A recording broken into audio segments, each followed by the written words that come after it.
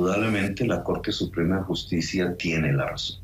Por unanimidad, una Corte integrada por liberales y conservadores, pero por unanimidad encontró serios indicios de comisión de un delito en el presidente Uribe, que tiene que ver con el pago de los sobornos para construir testimonios falsos, para detener, encarcelar a personas que fueron oposición en su gobierno y que son críticas con él, entre ellos el senador Iván Cepeda.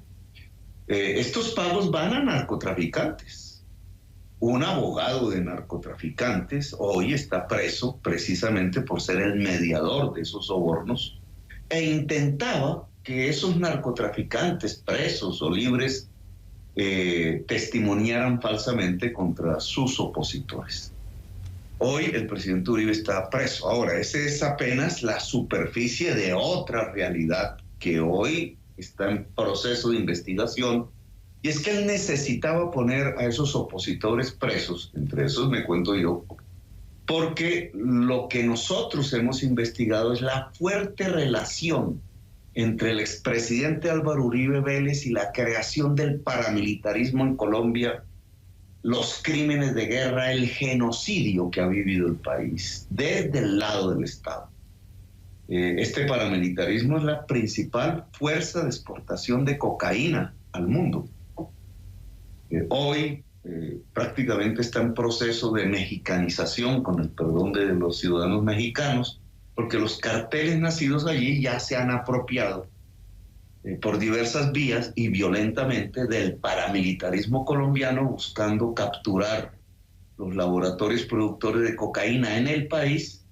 Y se ha producido prácticamente, yo pienso que las organizaciones narcotraficantes más poderosas del mundo en la historia, muy por encima de lo que fue Pablo Escobar en su momento, porque ya controlan desde la producción en el lugar, en Colombia, y hasta, pasando por México, la distribución al menudeo en los principales mercados de los Estados Unidos y de Europa. Incluso más allá.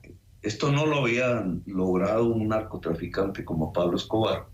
Pablo Escobar quedó muy en pañales respecto a esta nueva forma de organización.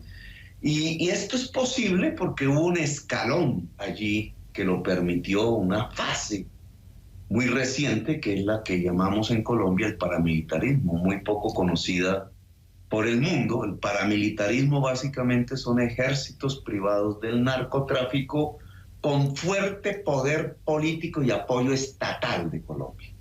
El gran poder de ese narcotráfico en Colombia lo constituye el que tiene una ligazón profunda con el poder político colombiano. Han tenido presidentes, ministros, el 40% del Senado de la República que hace las leyes, secciones enteras de la policía y del ejército, una cooptación fragmentando al Estado, porque otra parte del Estado ha reaccionado, una cooptación de poderes estatales que lo ha empoderado y lo volvió seductoramente apetecible por los carteles nacidos en México, al punto que ya se fusionaron.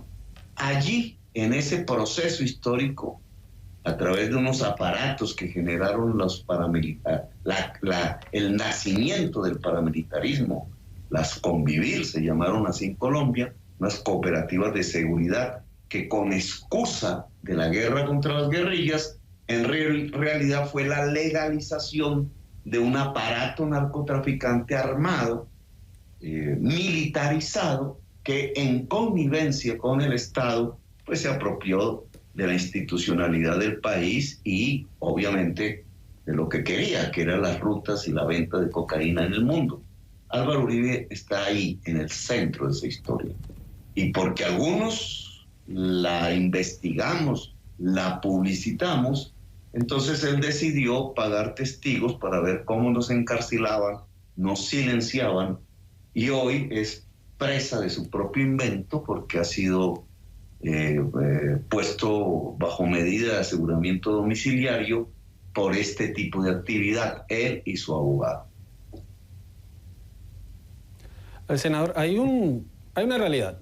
El expresidente y senador Uribe lo cobija la presunción de inocencia. Él está bajo detención domiciliaria. Y hay un argumento recurrente y quería su reacción a él. Dicen que muchos no entienden cómo ex integrantes de la guerrilla, como alias Timochenko de las FARC, usted que estuvo en el M-19, están en libertad, están en el Congreso y dicen el expresidente Uribe está detenido.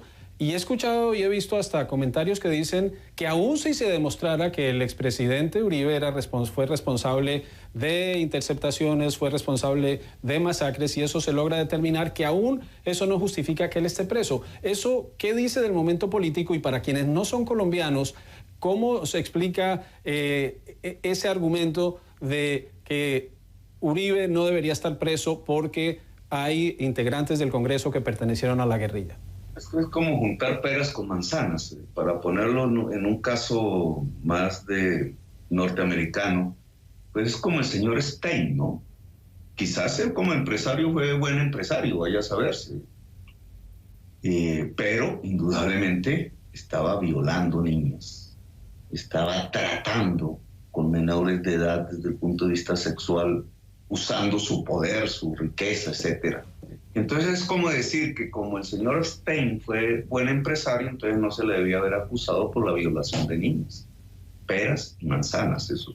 El que haya guerrilleros libres en Colombia por procesos de paz y amnistías que la Constitución colombiana lo permite, no quiere decir que entonces un expresidente que comete el delito de sobornar testigos, que es de lo que se le acusa, para protegerse él mismo de otro tipo de delitos que no tienen que ver con la guerrilla, que es la creación de agrupaciones paramilitares vinculadas al narcotráfico, entonces, como combatió a la guerrilla, entonces no se le debe juzgar por este tipo de delitos que tienen que ver con la violación del derecho humanitario internacional. Entonces a Stein tampoco se le podría haber acusado de violación y de trata y de abuso sexual contra menores, porque era un buen empresario. Nada tiene que ver lo uno con lo otro. Es una manera de tratar de encubrir un episodio dantesco de la historia colombiana, y es el asesinato de decenas de miles de personas en manos del Estado, como sucedió con lo que llaman en Colombia los falsos positivos, 4.000 jovencitos que cogían en los barrios, los llevaban a otros lugares del país, los vestían de guerrilleros, los mataban, los fusilaban y los hacían aparecer como bajas de la guerrilla simplemente para recibir un aplauso popular. Eso, desde la óptica del derecho universal, es un crimen de guerra. Al ser sistemático, es un delito de lesa humanidad. Y nada tiene que ver con si un país decide hacer un proceso de paz e iniciar procesos de amnistía o de indulto.